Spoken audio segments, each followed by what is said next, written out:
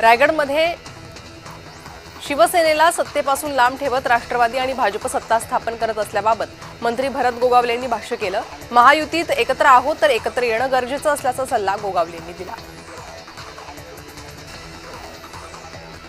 राष्ट्रवादीचे नेते आनंद परांजपेंनी अजित पवारांच्या मृत्यूच्या सीबीआय चौकशीची मागणी केली आहे। राष्ट्रवादी शरद पवार गटाकडून सातत्याने विलिनीकरणाची चर्चा सुरू आहे असंही परांजपे म्हणाले। शिवाय ब्लॅक बॉक्स राजकारणाच्या आगीत जळालाय का असा प्रश्नही आनंद परांजपेंनी उपस्थित केला आहे।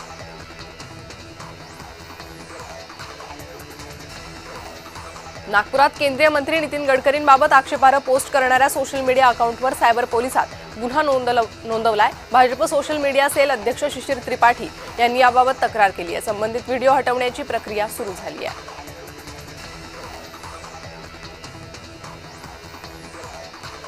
मंत्री उदय सामंत यांच्या व्हॉट्सअप स्टेटसची सर्वत्र चर्चा सुरू आहे।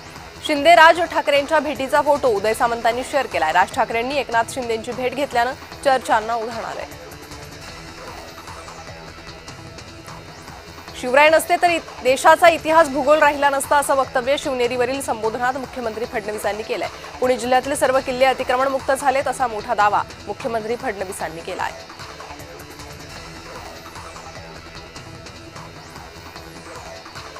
सुनेत्रा पवारांनी मुख्यमंत्र्यांकडे सीबीआयच्या चौकशीची मागणी केली आहे। तरीही ज्यांच्याकडे जी माहिती असेल त्यांनी ती तपास यंत्रणांना द्यावी असं वक्तव्य छगन भुजबळ यांनी केलंय। अजित पवारांच्या विमान अपघात प्रकरणी सखोल तपास होणं गरजेचं आहे। व्हीएसआर कंपनीत सत्तेतील गुंतवणूकदार आहेत अशी माहिती खासदार अनिल देसाई यांनी दिली आहे। रोहित पवार आणि जय पवारांनी केलेल्या शंका योग्य आहेत। अजित पवारांच्या विमान अपघाताची सखोल चौकशी व्हावी अशी मागणी आदित्य ठाकरे यांनी केली आहे। मुंबईतल्या शिवाजी पार्कात सुशोभीकरणाचं उद्घाटन करण्यात आलंय। मनसे अध्यक्ष राज ठाकरे यांच्या उपस्थितीत कार्यक्रम संपन्न झालाय। कार्यक्रम आदित्य ठाकरेही या कार्यक्रमाला उपस्थित होते। भिवंडी प्रकरणावर भाजपचे प्रदेशाध्यक्ष रवींद्र चव्हाणांनी बोलणं टाळलंय। जे घडायचे ते शुक्रवारीच घडेल असं वक्तव्य रवींद्र चव्हाणांनी केलंय। जय पवारांच्या मागणीची सरकारनं दखल घ्यावी अशी मागणी माजी आमदार अतुल बेनके यांनी केली आहे।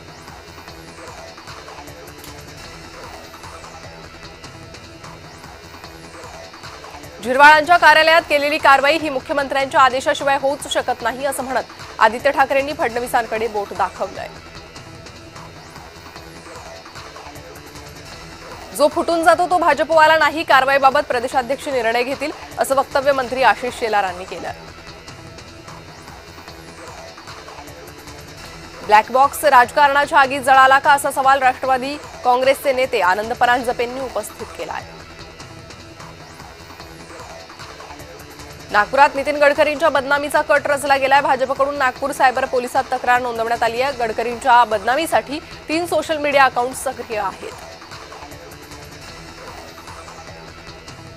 दोघांच्या मैत्रीत कुर्बानी देगा कोण अशी खोचक पोस्ट भाजप मुख्य प्रवक्ते केशव उपाध्यायांनी केली आहे। राज्यसभेत जागेबाबत केशव उपाध्यायांनी मवियाला डिवचलाय।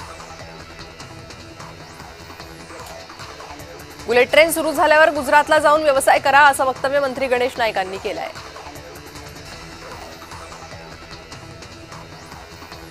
फ्रान्सचे राष्ट्राध्यक्ष इमॅन्युएल मॅक्रॉन आणि पंतप्रधान नरेंद्र मोदींच्या मुंबई दौऱ्यात लोकभवनातर्फे मराठमोळा नाश्ता देण्यात आला। पंतप्रधान मोदी राष्ट्राध्यक्ष मॅक्रॉन यांना खास मराठमोळे पदार्थ आवडले, तर परराष्ट्र मंत्री एस जयशंकर आणि राष्ट्रीय सुरक्षा सल्लागार अजित डोवाल यांनी मिसळपाव आणि वडापाववर ताव मारला असं लोकभवनातर्फे सांगण्यात आलंय।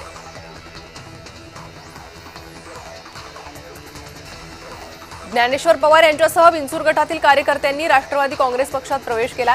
मंत्री छगन भुजबळांच्या उपस्थितीत येवला संपर्क कार्यालयात प्रवेश सोहळा संपन्न झाला।